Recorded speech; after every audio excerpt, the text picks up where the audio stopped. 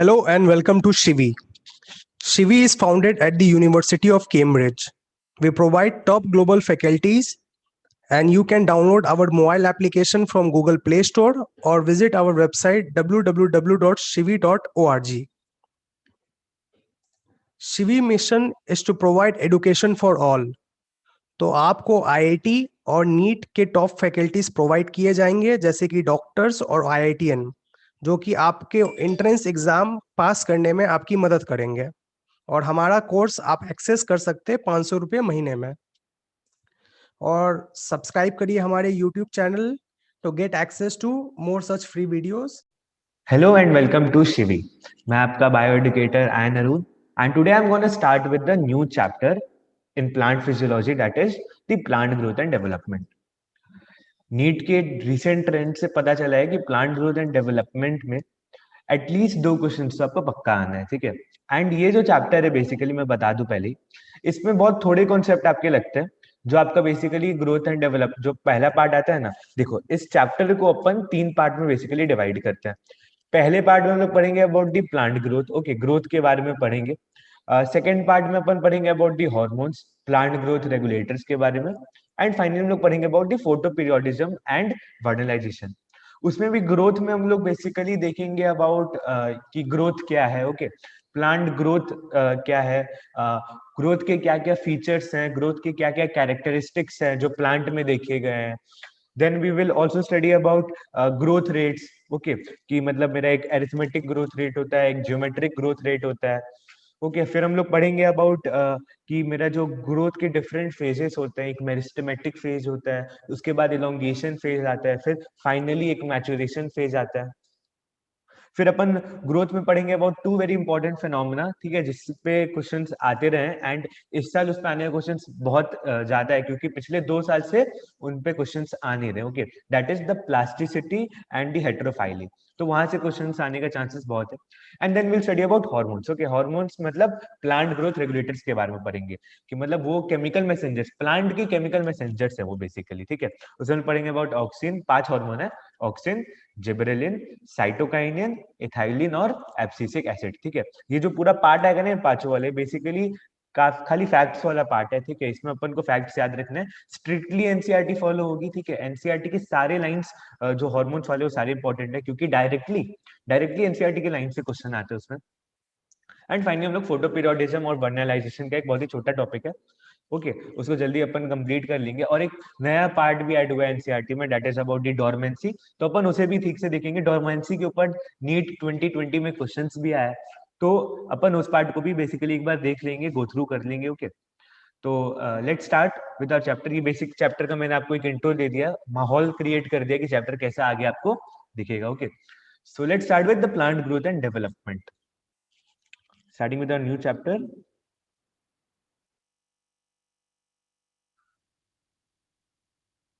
plant growth and development।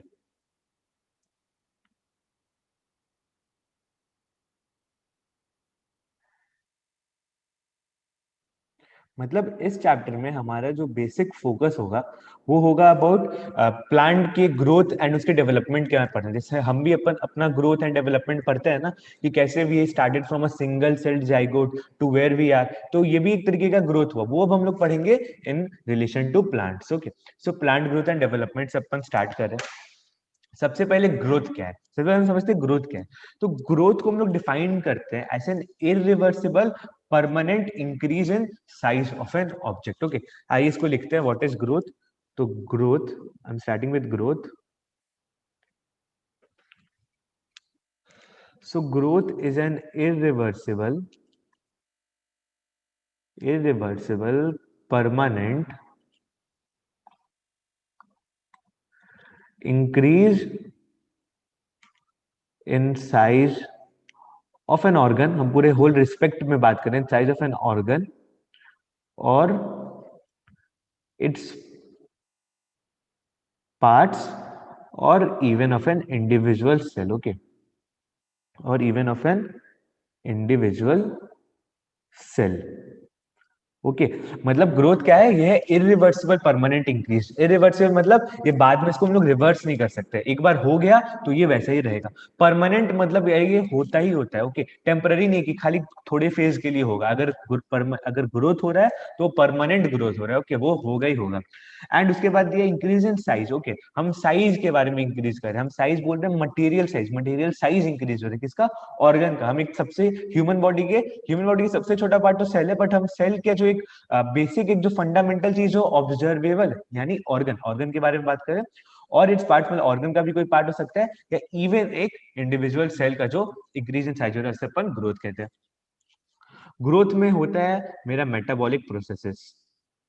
Growth में देखा गया है मेटाबॉलिक प्रोसेसेस। अभी मेटाबॉलिक प्रोसेसेस तुम जानते हो, मेटाबॉलिज्म दो टाइप के होते हैं, एनाबॉलिज्म एंड कैटाबॉलिज्म। मतलब एनाबॉलिक प्रोसेस भी होता है एंड कैटाबॉलिक प्रोसेस भी होता है। और ये एनाबॉलिक कैटाबॉलिक प्रोसेस किसके एक्सपेंस पे हो रहा है, तो एनर्जी के एक्सपेंस पे हो रहा है। जैसे एक एक लीफ के ग्रोथ को हम लोग, लीफ का साइज इंक्रीज होता है तो बेसिकली एनाबॉलिक फीचर हो गया। वो साइज इंक्रीज करने के लिए मेरे को एनर्जी देना पड़ रहा है, इसलिए हम क्या बोले कि जो ये ग्रोथ है it is a metabolic process जिसमें एनाबॉलिज्म कैटाबॉलिज्म भी होता है। बट बेसिकली क्या होता है, बेसिकली मेन एनाबॉलिज्म होता है, क्योंकि एनाबॉलिज्म मतलब बनना एंड कैटाबॉलिज्म मतलब टूटना। तो ज्यादा तो ग्रोथ होने के लिए ज्यादा बनना चाहिए, तो इसलिए एनाबॉलिक प्रोसेस प्रीडोमिनेंटली होता है, बट कैटाबॉलिज्म भी कुछ कुछ जगह देखा गया। जैसे मैं आपको सब एक्सप्लेन करता हूँ। अपन जो प्रोटीन्स होता है, प्रोटीन्स बनता किससे, प्रोटीन का सबसे फंडामेंटल ब्लॉक क्या है, तो वो है अमाइनो एसिड्स। तो बहुत सारे अमाइनो एसिड्स मिलके एक बड़ा प्रोटीन बनाते हैं ना।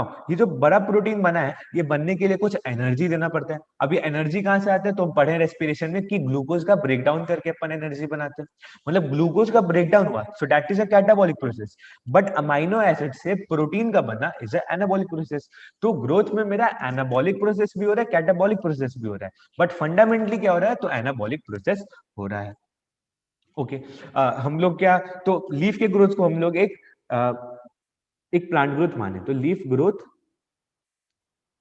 Bye expansion is a growth. माना हमने, भाई आपने जो बोला सही है।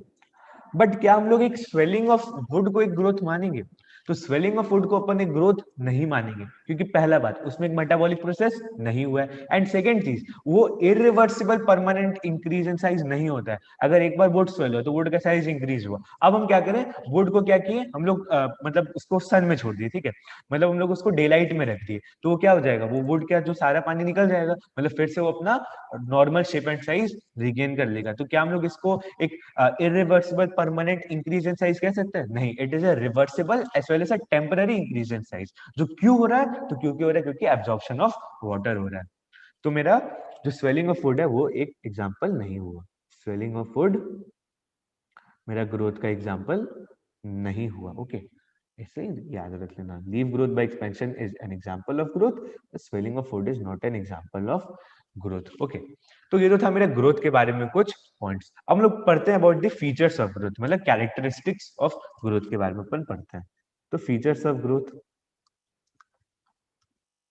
फीचर्स ऑफ ग्रोथ ना, जो ग्रोथ होता है, जो अगर हम ग्रोथ के इसमें भी हम लोग बेसिकली प्लांट ग्रोथ के बारे में बात कर रहे हैं, ह्यूमन ग्रोथ के बारे में नहीं बात कर रहे हैं। तो सबसे पहला पॉइंट जो मेरा निकल के आता है वो है कि जो प्लांट ग्रोथ है, this plant growth is generally, generally बोला मैंने, ओके एक्सक्लूसिवली नहीं बोला, generally indeterminate, indeterminate cause the plants retain the capacity for unlimited growth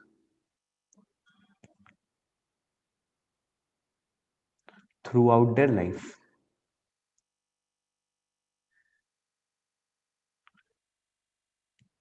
Now मैंने क्या बोला, प्लांट ग्रोथ जनरली इनडिटर्मिनेंट होता है। इनडिटर्मिनेंट मतलब कि प्लांट ग्रोथ रुकता नहीं है कभी, प्लांट ग्रोथ हमेशा कंटिन्यूड रहता है। ओके, इसीलिए और इस कारण से प्लांट्स के पास कैपेसिटी होता है अनलिमिटेड ग्रोथ का, मतलब प्लांट अपना ग्रोथ को लगातार बनाए रख सकता है, प्लांट का ग्रोथ इंक्रीज पे इंक्रीज हो सकता है थ्रू आउट देयर लाइफ। क्यों? क्योंकि प्लांट ग्रोथ जनरली इनडिटर्मिनेट होता है। ये इंपॉर्टेंट वर्ड है, indeterminate. Plant growth is generally indeterminate, मतलब plants retain the capacity of doing unlimited work, मतलब अनलिमिटेड ग्रोथ प्लांट में होते रहेगा as it goes through. Okay, now the next feature जो मेरा प्लांट ग्रोथ में निकलता है वो है कि जो प्लांट ग्रोथ होता है, ये एनसीईआरटी में शायद जिक्र नहीं हुआ है, पर मैं बता दूं कि जो प्लांट ग्रोथ होता है भैया, वो होता है लोकलाइज्ड। अच्छा, प्लांट ग्रोथ इंडिटरमिनेंट होता क्यों है? ये बेसिकली होता है due to presence of meristems. Okay, हम मेरिस्टेमेटिक टिश्यू के बारे में पढ़ते हैं। मेरिस्टेमेटिक टिश्यूज वो टिश्यूज होते हैं which retain the capacity of unlimited growth. Okay, इनमें कभी डिवीजन स्टॉप ही नहीं होता है। जैसे अपन का क्या है, अपन का एक एज के बाद अपन का ग्रोथ रुक जाता है। ओके, अपन में क्या होता है, ज्यादा मतलब मेरा सेल्स मरते हैं, मतलब सेल्स बनने से ज्यादा मेरे सेल्स मरते हैं। बट प्लांट ग्रोथ, प्लांट के केस में क्या होता है, हमेशा क्या होता है, ग्रोथ होते रहता है। ओके, इसलिए हम लोग कहते हैं इनडिटरमिनेट ग्रोथ। और ये होता किसके कारण है? तो due to presence of specific meristems. Okay, meristems तो पढ़ोगे, रूट एपेक्स में मिलते हैं, शूट एपेक्स में मिलते हैं, इसलिए रूट एपेक्स और शूट एपेक्स हमेशा ग्रोथ करते रहते हैं। तो इनडिटरमिनेट क्यों है? Due to presence of meristems. Second point मैंने बोला प्लांट ग्रोथ लोकलाइज्ड है, मतलब प्लांट ग्रोथ ना एक फिक्स्ड जगह पे होता है। ओके, ऐसा नहीं है कि प्लांट ग्रोथ मेरा फैला हुआ है, अगर मेरा स्टेम्स बढ़ रहा है तो स्टेम से निकले हुए ब्रांचेस का ग्रोथ हो रहा है, ये नहीं हो रहा है कि पूरा स्टेम का ग्रोथ हो रहा है। तो मैंने क्या बोला, प्लांट ग्रोथ मेरा लोकलाइज्ड है। ठीक है, मतलब ये खाली कुछ कुछ रिस्ट्रिक्टेड जगह पे हो रहा है, और वो कौन सा जगह है? जहां पे मेरे मेरिस्टेम्स मिले, जैसे शूट एपेक्स हो गया, या जो ब्रांच निकल रहे, तो ब्रांच जो निकल रहा है, तो जो बर्ड से निकल रहा है, वो बर्ड्स भी एक मेरिस्टेमेटिक टिश्यू हो गया। Example of epic axillary meristem. ठीक है, एक एपिकल मेरिस्टेम होता है जो होता है रूट एपेक्स पे, शूट एपेक्स पे, और एक होता है एक्सिलरी मेरिस्टेम। तो वहां पे क्या होता है ना, वहां पे ग्रोथ होता है, बट कुछ कुछ जगह पे ग्रोथ नहीं होता। इसलिए मैंने बोला प्लांट ग्रोथ इज लोकलाइज्ड। तो लोकलाइज्ड इंपॉर्टेंट वर्ड हो गया। नेक्स्ट निकलता है कि जो मैं प्लांट ग्रोथ होता है वो होता है open. Okay, plant growth is open.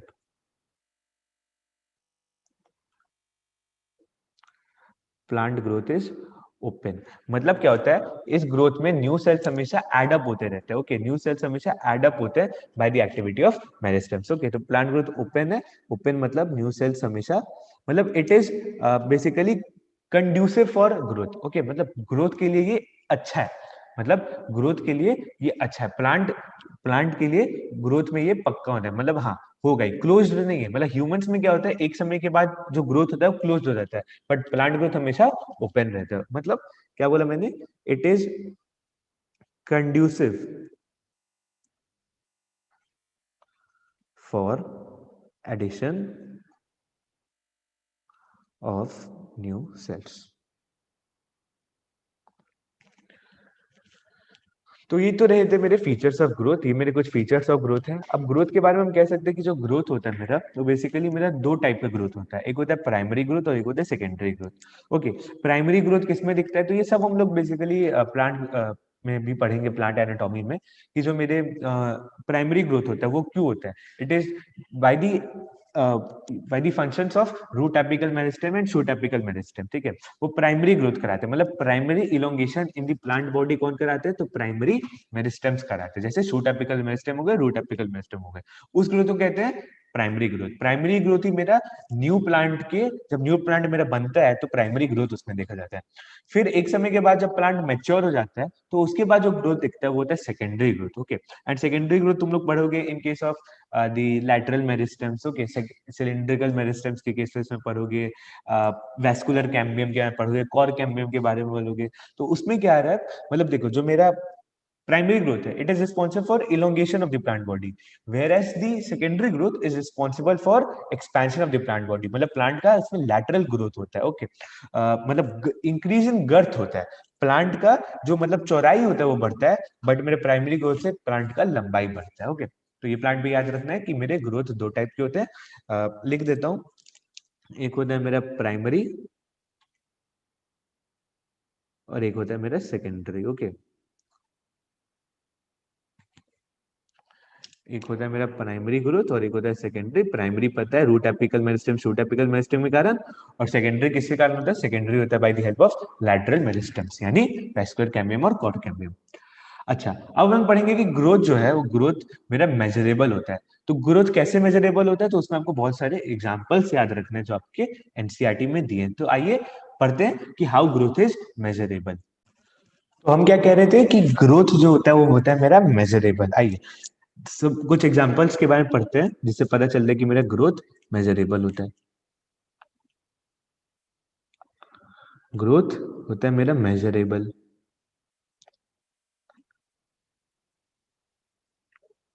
अब देखो, जो ग्रोथ मेरा सेलुलर लेवल पे हो रहा है, सेलुलर लेवल मतलब जो सेल में जो ग्रोथ हो रहा है वो बेसिकली क्या हो रहा है, बेसिकली हो रहा है मेरा इंक्रीज इन दी, वो हो रहा है basically due to increase in the amount of protoplasm. Protoplasm तुम जानते हो, प्रोटोप्लास्ट मैंने बताया था उस क्लास में कि प्रोटोप्लास्ट मेरा क्या होता है, सेल का पूरा पार्ट एक्सेप्ट दी सेल वॉल होता है प्रोटोप्लास्ट। और प्रोटोप्लाज्म क्या हुआ, तो एक्सेप्ट दी सेल मेम्ब्रेन, मतलब साइटोप्लाज्म के अंदर जो भी आता है उसको कहते हैं प्रोटोप्लाज्म।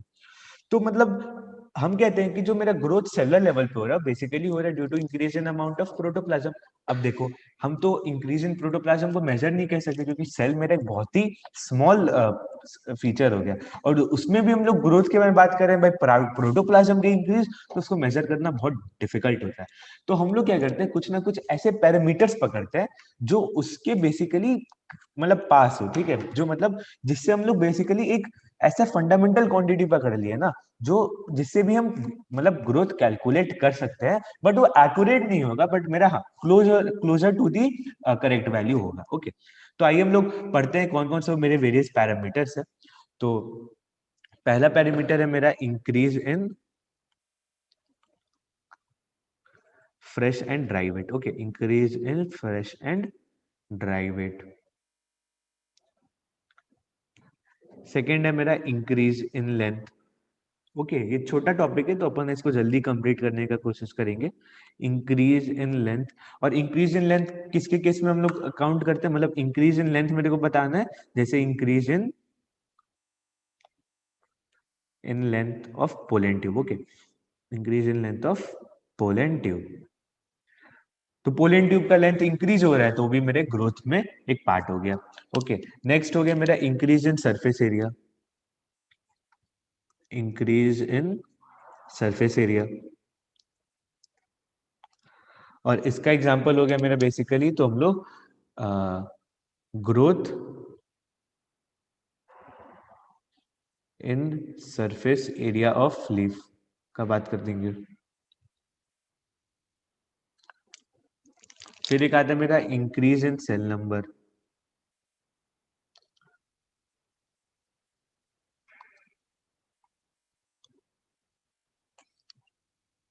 और इंक्रीज इन सेल नंबर किसी केस में काउंट करते हैं, तो हम लोग करते हैं इन केस ऑफ मेज, मेज के root apical meristem.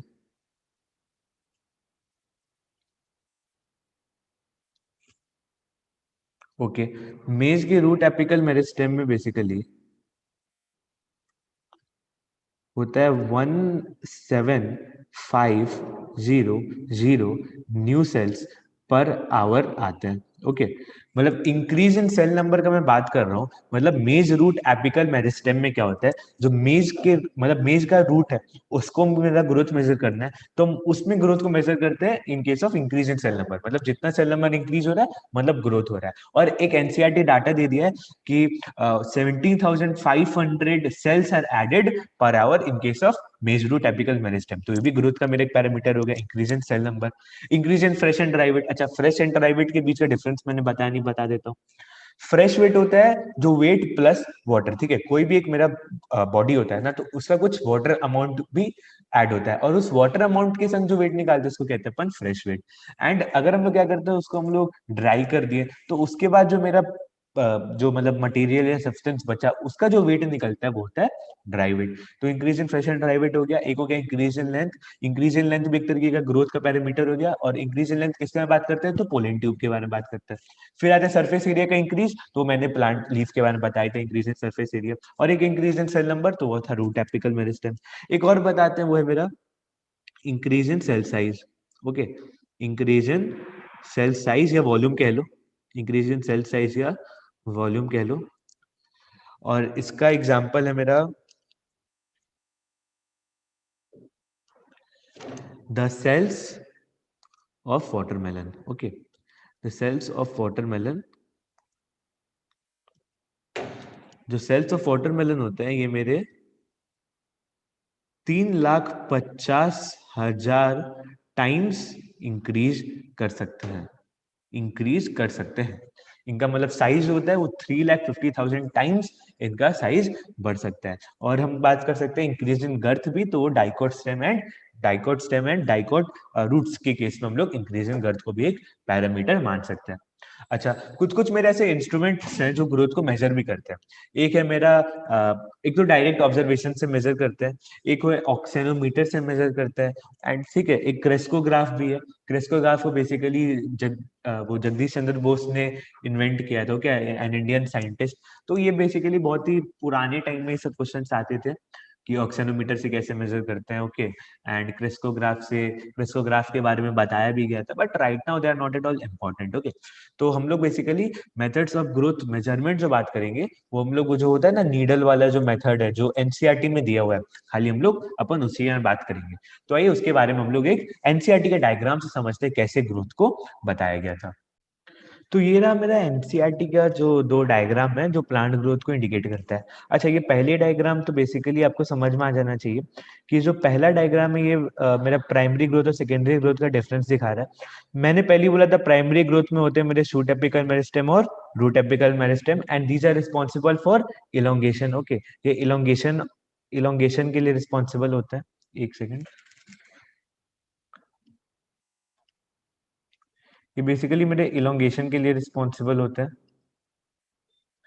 Primary growth of the plant body इनके कारण होता है। Okay, shoot root apical meristem and shoot apical meristem.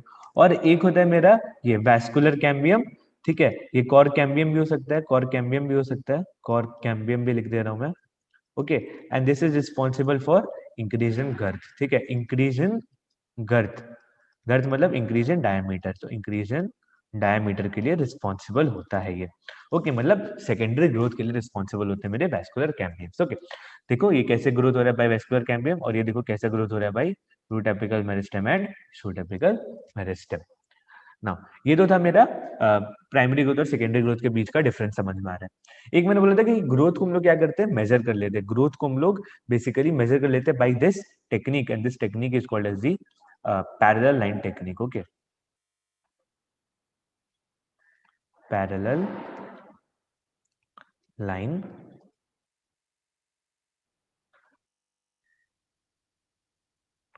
Technique. Okay, ये मेरा पैरेलल लाइन टेक्निक।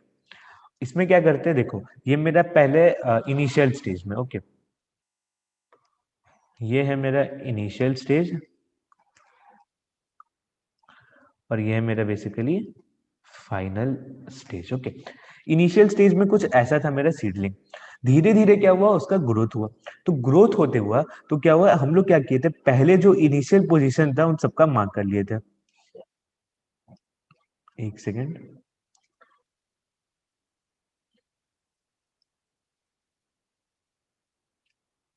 ये देखो ये इसका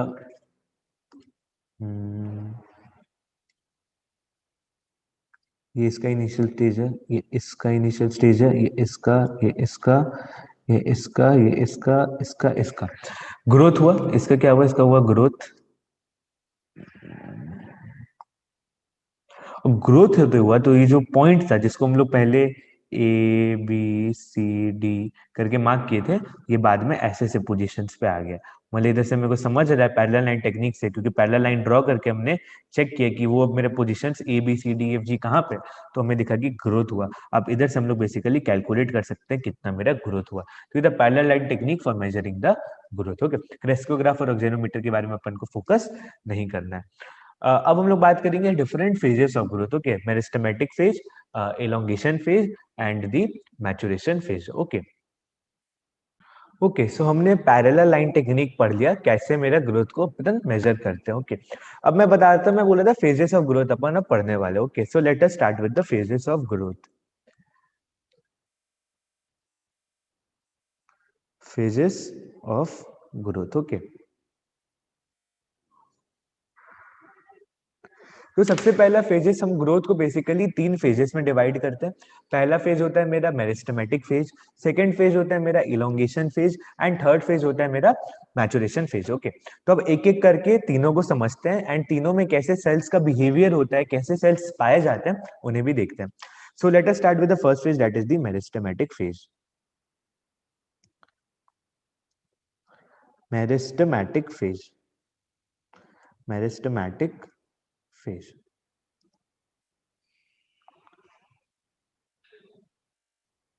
नाउ मेरिस्टेमेटिक फेज में कैसे सेल्स होते हैं, तो कॉन्स्टेंटली डिवाइडिंग सेल्स होते हैं। वो सेल्स जो कंटिन्यूअसली डिवाइड किए जाते हैं वो मेरे मेरिस्टेमेटिक फेज में दिखते हैं। और मेरिस्टेमेटिक फेज कहाँ कहाँ पाए जाते हैं, तो मेरे रूट एपेक्स पे और शूट एपेक्स पे मेरा मेरिस्टेमेटिक फेज देखा गया है। लिखते हैं इसे। तो सबसे पहले तो मेरे कॉन्स्टेंटली डिवाइडिंग सेल्स दिखते हैं यहाँ पे। कॉन्स्टेंटली डिवाइडिंग मतलब कंटिन्यूअस जो डिवाइड करते रहते हैं, कॉन्स्टेंटली डिवाइडिंग सेल्स दिखते रहते हैं। कहाँ कहाँ पे दिखते हैं, तो रूट एपेक्स पे दिखते हैं और शूट एपेक्स पे दिखते हैं। Root apex and shoot apex, ये दो जगह पे मेरे मेरिस्टेमेटिक फेज के सेल्स पाए जाते हैं। नाउ इनके सेल्स का कैरेक्टरिस्टिक्स की मैं बात करते हैं, तो cells are number 1, basically they are small with rich protoplasm, मतलब काफी ज्यादा अमाउंट में प्रोटोप्लाज्म पाया जाता है। Okay, with rich protoplasm. Okay, cells के पास प्लाज्मोडेस्माटल कनेक्शंस भी होते हैं। प्लाज्मोडेस्माटल, प्लाज्मोडेस्माटल तुम जानते हो कि दो सेल्स को जोड़ने वाले जो स्ट्रक्चर्स होते हैं उनको प्लाज्मोडेस्माटा बोलते हैं। तो प्लाज्मोडेस्माटल कनेक्शंस भी इन सेल्स के बीच में दिखते हैं, जिससे क्या करते हैं वो एक दूसरे के संग बहुत अच्छे तरीके से कम्युनिकेट कर सकते हैं, सब्सटेंसेस को शेयर कर सकते हैं। ओके, तो प्लाज्मोडेस्माटल कनेक्शंस भी दिखते हैं यहाँ पे। फिर मेरा जो इंटरसेलुलर स्पेसेस होता है वो एब्सेंट होता है, तो इंटरसेलुलर स्पेसेस भी नहीं होते हैं, आर एब्सेंट। ओके, फिर जो सेल्स होते हैं वो बेसिकली प्राइमरी होते हैं नेचर में, मतलब उनका जो सेल वॉल होता है वो थिन होता है और सेलुलोजिक होता है। ओके, तो फोर्थ लिखो कि सेल वॉल्स आर प्राइमरी। देखो सेल चैप्टर में हम सेल वॉल में बताएंगे कि दो टाइप के सेल वॉल होते हैं, एक होता है प्राइमरी, एक होता है सेकेंडरी। सेकेंडरी में बेसिकली मेरा कैल्शियम पेक्टेट इन सब चीजों का डिपोजिशन हो जाता है। ओके, बट जो मेरे प्राइमरी सेल वॉल होते हैं वो बेसिकली काफी थिन होते हैं एंड वो सेलुलोज से भरे होते हैं। तो जो मेरे सेल्स है उनका जो सेल वॉल है वो है मेरा थिन एंड सेलुलोजिक, मतलब बेसिकली वो है क्या, तो बेसिकली वो है मेरा primary cell wall. Okay, primary cell wall. ठीक है, और मैंने बोला था कि उनमें प्रोटोप्लाज्म भी काफी ज्यादा अमाउंट में रहते हैं। एंड फाइनली एक और चीज है कि उनका जो न्यूक्लियस होता है वो होता है लार्ज, लार्ज कॉन्स्पिकुअस। कॉन्स्पिकुअस मतलब easily observable in a microscope nuclei. So large conspicuous nuclei भी होता है। ये पांचों फैक्ट्स अपन को याद रखने हैं, ये नीट एग्जाम में पूछे गए।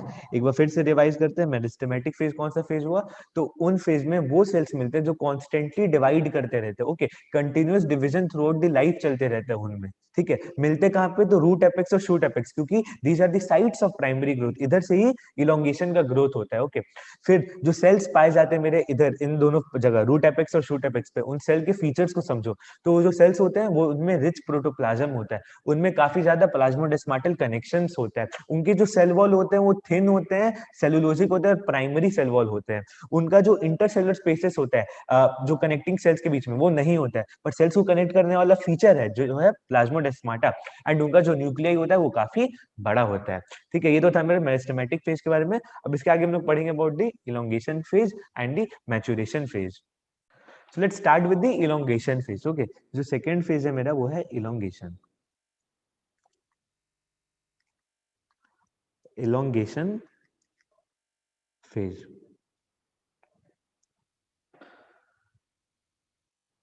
नाउ इलोंगेशन फेज के जो सेल्स होते हैं वो बेसिकली किसके प्रोक्सिमल होते हैं, प्रोक्सिमल मतलब किसके पास होते हैं, तो होते हैं मेरिस्टेमेटिक फेज के पास। ठीक है, और इनके जो सेल्स होते हैं उनमें क्या क्या फीचर्स दिखते हैं तो समझते हैं। पहले तो लिख लो, इलोंगेशन फेज के जो सेल्स होते हैं they are found proximal to, cells are proximal to meristematic zone. Proximal मतलब पास, cells are proximal to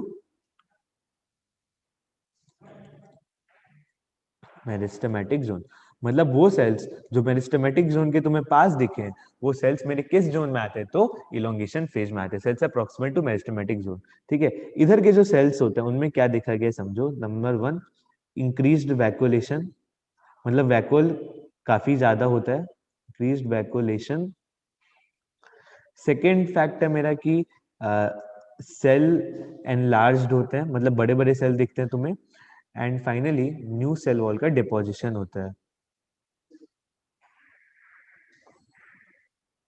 new cell wall का डिपोजिशन होता है, न्यू सेल वॉल डिपोजिशन भी होता है। ओके, तो ये सब इलोंगेशन फेज के सेल्स का मेरा फीचर्स हुआ। अब लोग नेक्स्ट पढ़ते हैं about the maturation phase. Okay, इसके बारे में अपन ना पता है मॉर्फोलॉजी ऑफ फ्लावरिंग प्लांट्स में पढ़ते हैं। ओके, जब रूट्स के बारे में पढ़ते हैं ना कि रूट्स के डिफरेंट डिफरेंट जो पार्ट्स होते हैं, ठीक है, सबसे नीचे होता है मेरिस्टेमेटिक जोन, उसके ऊपर आते हैं मेरा इलोंगेशन जोन, ओके, फिर फाइनली मैचुरेशन जोन आता है। ठीक है, तो उसमें भी पढ़ेंगे, यहाँ पे भी एनसीईआरटी में दिया हुआ है तो अपन डिस्कस कर लेते हैं। ओके, तो इलोंगेशन फेज हो गया एंड फाइनली मेरा मैचुरेशन फेज। मैचुरेशन फेज, तो देखो मैचुरेशन फेज के जो सेल्स होते हैं वो किसके प्रॉक्सिमल होंगे, वो इलोंगेशन फेज के सेल्स के प्रॉक्सिमल होंगे। प्रॉक्सिमल मतलब पास, तो cells are proximal to, cells are proximal मतलब पास टू द इलोंगेशन जोन या इलोंगेशन फेज कह लो। ठीक है, और इधर के जो सेल्स होते हैं, सेल्स आर, मतलब सेल्स के बारे में बोले तो वो मेंटेन कर लेते हैं अपना जो उसको बोलते हैं ना मैक्सिमल साइज, मतलब मैक्सिमम साइज ये अटेन कर लेते हैं सेल्स का, maximum size, maximum size attend. Okay, maximum size इन्होंने अटेन कर लिया।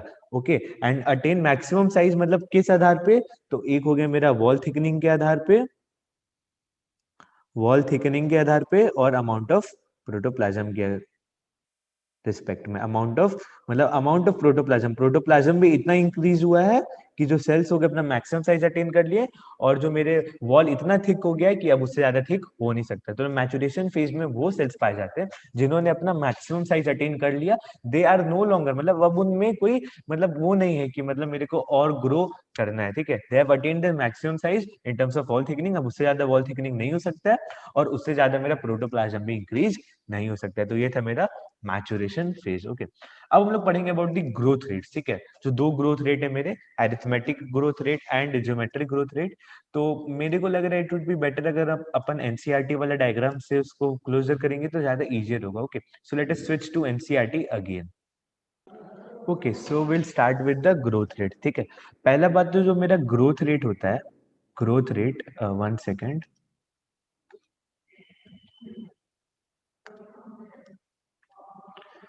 जो मेरा ग्रोथ रेट होता है, ग्रोथ रेट ये है क्या, सबसे पहले ये समझो ग्रोथ रेट क्या है। मतलब इंक्रीज इन ग्रोथ, मतलब ग्रोथ का बढ़ना, ये ग्रोथ का कम भी हो ना वो भी growth divided by unit time is equal to growth rate. मतलब देखो हम लोग रेट जैसे हम लोग स्पीड कहते हैं, तुमने स्पीड कभी ना कभी पढ़ा होगा, speed is equal to distance by time, मतलब rate of change of distance with respect to time, उसको हम लोग कहते हैं स्पीड। तो वही ग्रोथ रेट क्या हो गया, मतलब growth per unit time. Okay, growth, 1 second, मतलब ग्रोथ पर यूनिट टाइम को अपन ग्रोथ रेट कहते हैं। अब ग्रोथ रेट मेरे दो टाइप के हो सकते हैं, या तो एरिथमेटिक ग्रोथ रेट हो सकता है या तो ज्योमेट्रिक ग्रोथ रेट हो सकता है। ठीक है, तो एरिथमेटिक ग्रोथ रेट है और ये है ज्योमेट्रिक ग्रोथ रेट। मतलब कोई सेल है वो ग्रो कर रहा है तो उसके पास दो वेज है, या तो वो एरिथमेटिक ग्रोथ कर सकता है या तो ज्योमेट्रिक ग्रोथ कर सकता है। अच्छा, ये जो मैंने बोला कि growth rate is equal to growth per time, इसे समझ में आ रहा है कि ग्रोथ रेट को अपन मैथमेटिकली एक्सप्रेस कर रहे हैं। कैसे एक्सप्रेस कर रहे हैं, मैथमेटिकली एक्सप्रेस कर रहे हैं। और ये जो एरिथमेटिक और ये ज्योमेट्रिक टर्म है, ये मेरे मैथमेटिक टर्म्स ही हैं। तो मैथमेटिकली अपन एक्सप्रेस कर रहे हैं कि ग्रोथ मेरा या तो एरिथमेटिक ग्रोथ हो सकता है या तो ज्योमेट्रिक ग्रोथ हो सकता है। देखो सबसे पहले तो आता है मेरा एरिथमेटिक ग्रोथ। ओके, मैं यहाँ पे हेडिंग लगा देता हूँ, एरिथमेटिक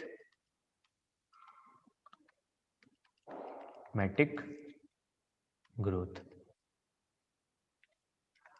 तो देखो एरिथमेटिक ग्रोथ में क्या हो रहा है मेरा, एरिथमेटिक ग्रोथ में एक सेल जो हो रहा है वो माइटोटिक सेल डिवीजन कर रहा है। ओके, माइटोटिक सेल डिवीजन कर रहा है, माइटोटिक सेल डिवीजन कर रहा है और दो डॉटर सेल बना रहा है।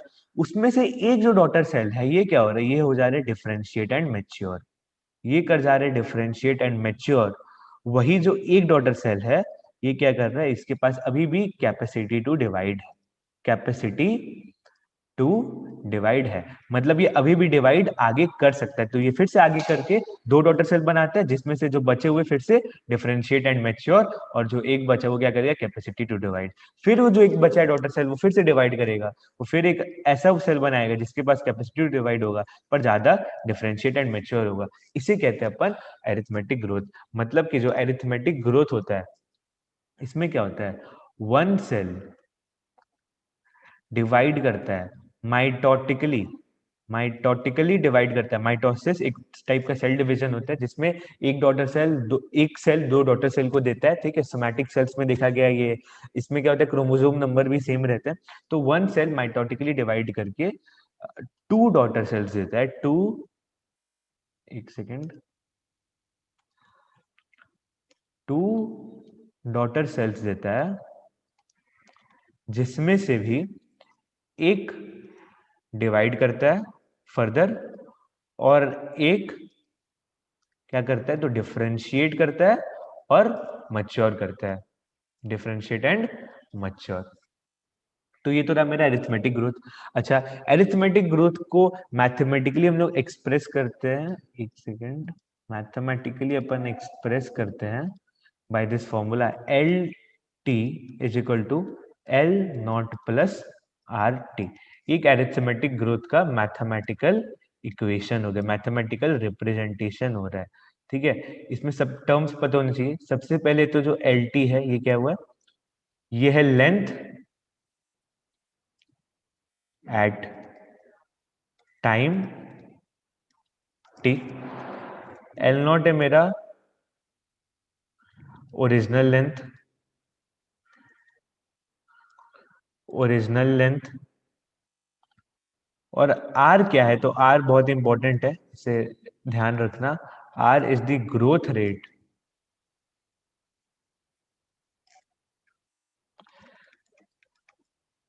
या इसको हम लोग एक और नाम से कहते हैं elongation per unit time. Okay, जितना इलोंगेशन हो रहा है पर यूनिट टाइम भी कह सकते हैं। तो इसको बेसिकली आर को ग्रोथ रेट कहते हैं और टी हो गया मेरा टाइम, ठीक है।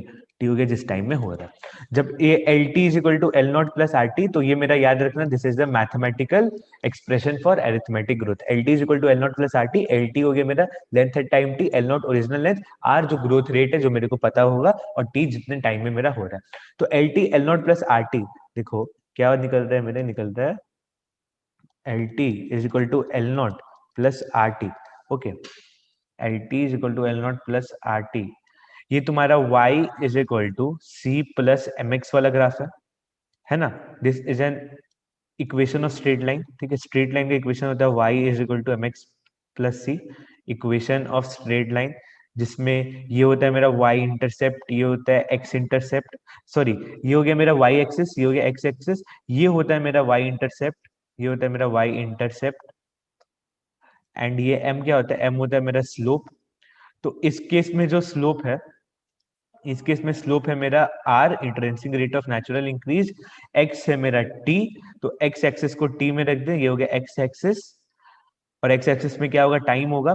ओके, y एक्सिस में क्या होगा मेरा, y एक्सिस में होगा lt यानी हाइट ऑफ द प्लांट, तो ये हो गया y एक्सिस, y एक्सिस में है height of plant, and r हो गया मेरा स्लोप। मतलब ये जो स्लोप निकल रहा है, ये जो ऐसे करके जो मेरा स्लोप निकलेगा, ओके, ये जो स्लोप निकलेगा, स्लोप tan थीटा कहते हैं हम लोग ना स्लोप को, tan theta is equal to m is equal to r, मतलब intrinsic rate of natural increase यानी ग्रोथ रेट। ओके, और ये जो मेरा बचा है ये होगा मेरा एल नॉट, ठीक है, क्योंकि ये हो गया मेरा y इंटरसेप्ट c, ठीक है, एल नॉट। तो ये हम अपन को ये ग्राफ एकदम याद रखना चाहिए। मैंने ग्राफ भी आपको एक्सप्लेन कर दिया कैसे है। सबसे पहले तो एरिथमेटिक ग्रोथ समझो, एक सेल माइटोटिकली डिवाइड करता है, दो डॉटर सेल बनाता है, उसमें से एक सेल फर्दर डिवाइड करता है और एक सेल डिफरेंशिएट एंड मैच्योर होता है। ऐसे कर करके मेरा एरिथमेटिक ग्रोथ होता है। एरिथमेटिक ग्रोथ का मैंने आपको बताया एक mathematical expression, that is L T is equal to L naught plus R T, जिसमें एल टी क्या था, तो एल टी था मेरा length at time T, L naught था मेरा ओरिजिनल लेंथ, आर था मेरा ग्रोथ रेट, एंड टी था मेरा टाइम, जिस टाइम में मेरा ग्रोथ हुआ। ओके अब ये L T is equal to L naught plus R T को मैंने एक स्ट्रेट लाइन के इक्वेशन से मैच किया, तो मैच हो गया मेरा। फिर मैंने क्या किया, उस हिसाब से एक स्ट्रेट लाइन का ग्राफ प्लॉट कर दिया। ये ग्राफ इज वेरी इंपॉर्टेंट, ठीक है। तो ये ग्राफ कैसा आ रही है, स्ट्रेट लाइन का ग्राफ आ रहा है। अपन यहाँ लिख भी देते हैं, स्ट्रेट लाइन, स्ट्रेट लाइन का ये ग्राफ है मेरा। ओके नाउ, तो ये तो रहा था मेरा एरिथमेटिक ग्रोथ। अब देखो, अब हम बात करते हैं अबाउट ज्योमेट्रिक ग्रोथ, ठीक है। Geometric growth next important. तो समझो ज्योमेट्रिक ग्रोथ में क्या होता है, how it is different from arithmetic growth. Geometric growth में एक सेल होता है, इट डिवाइड्स माइटोटिकली, ये भी माइटोटिकली डिवाइड कर रहा है, माइटोटिकली ये भी डिवाइड कर रहा है। ओके बट इसमें क्या हो रहा है, जो दोनों डॉटर सेल बन रहे हैं, दोनों के पास है कैपेसिटी टू डिवाइड। मतलब जो भी सेल्स बन रहे हैं उनके पास है मेरा कैपेसिटी टू डिवाइड, मतलब वो फर्दर डिवाइड करके नए प्रोजेनीज दे सकते हैं, ठीक है। इसके पास भी कैपेसिटी टू डिवाइड और इसके पास भी है कैपेसिटी टू डिवाइड। ओके तो मतलब ये फर्दर और जनरेशन देते रहेंगे। मतलब इसमें क्या, जैसे एरिथमेटिक में मेरा क्या चल रहा था, तो एरिथमेटिक मतलब ट्वाइस के आगे बढ़ा। इसमें क्या है समझो, एक से भले दो, दो से चार, चार से आठ, आठ से 16, ऐसे नंबर ऑफ सेल्स मेरा ज्योमेट्रिक ग्रोथ रेट में इंक्रीज होता है। ओके तो ये पॉइंट भी याद रखना कि इसमें क्या हो रहा है, इंक्रीज पे इंक्रीज हो रहा है ज्योमेट्रिक ग्रोथ में, और अरिथमेटिक में मेरा थोड़ा कम इंक्रीज हो रहा है। नाउ तो ज्योमेट्रिक ग्रोथ का तो एक ग्राफ भी दिया है यहाँ पे, ये मेरा मैं लिख दूं यहाँ पे, दिस इज ज्योमेट्रिक ग्रोथ। अपन यहाँ पे ज्योमेट्रिक ग्रोथ का बात करेंगे, ज्योमेट्रिक ग्रोथ। ओके अपन यहाँ ज्योमेट्रिक ग्रोथ को समझते हैं। ओके सो ज्योमेट्रिक ग्रोथ जो है ना मेरा, वो ज्योमेट्रिक ग्रोथ बेसिकली दो फेजेस में आता है, एक होता है लैग फेज, एक होता है लॉग। लैग में थोड़ा कम होता है ग्रोथ, एंड लॉग में ग्रोथ एक्सपोनेंशियली होता है, मतलब काफी रैपिड ग्रोथ होता है। अब देखो ज्योमेट्रिक ग्रोथ अगर मेरा अनलिमिटेड रिसोर्सेस है, ओके अगर मेरा अनलिमिटेड रिसोर्सेस है, अनलिमिटेड मतलब कि कोई रोक टोक नहीं है रिसोर्सेस पे, जो काफी कम दिखता है मेरे को अनलिमिटेड रिसोर्सेस, तब जो मेरा ग्रोथ दिखता है वो होता है मेरा एक जे शेप्ड ग्रोथ। ओके जे शेप्ड ग्राफ मिलता है, जे शेप्ड ग्रोथ मतलब कुछ ऐसा तुमको ग्राफ मिलेगा। ओके ये हो गया मेरा, ये हो जाएगा टाइम, ठीक है, और ये हो जाएगा मेरा जो साइज होगा। ओके एंड जो मेरा ग्रोथ होगा तुमको कुछ ऐसा जे शेप दिखेगा, ठीक है, जब रिसोर्सेस अनलिमिटेड हो। बट एक्चुअली हम जानते हैं जो मेरे रिसोर्सेस हैं वो कैसे हैं, रिसोर्सेस हैं बेसिकली मेरे लिमिटेड, लिमिटेड रिसोर्सेस हैं। नेचर में कैसे रिसोर्सेस पाए जाते हैं, तो भाई साहब लिमिटेड रिसोर्सेस पाए जाते हैं। तो लिमिटेड रिसोर्सेस में जो ग्रोथ दिखता है वो होता है S shaped growth. Okay S shaped growth, या एक और नाम से याद रखना सिग्मोइड, सिग्मोइड ग्रोथ। ओके तो ये मेरा एक सिग्मोइड कर्व है, सिग्मोइड कर्व है।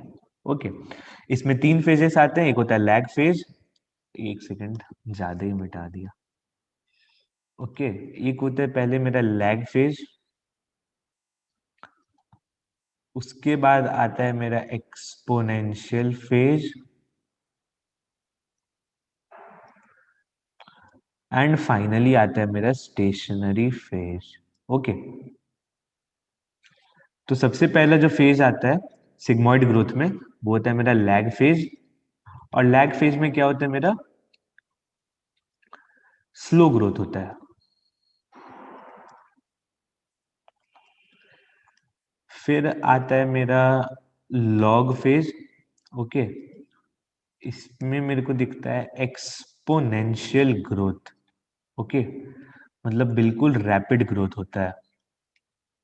एंड फाइनली मेरा जब एक बार ग्रोथ बहुत ज्यादा हो गया, फिर ग्रोथ क्या होगा, अपने सैचुरेशन को रीच करेगा, मतलब खत्म होते जाएगा धीरे धीरे, अब इससे आगे ग्रोथ नहीं हो पाएगा, और उसको अपन कहते हैं stationary phase, stationary phase. And stationary phase में क्या होता है मेरा ग्रोथ सैचुरेशन हो जाता है, ग्रोथ अब इससे आगे नहीं हो पाएगा। ओके तो ये था मेरा ज्योमेट्रिक ग्रोथ की तीन फेजेस की बात कर लिए।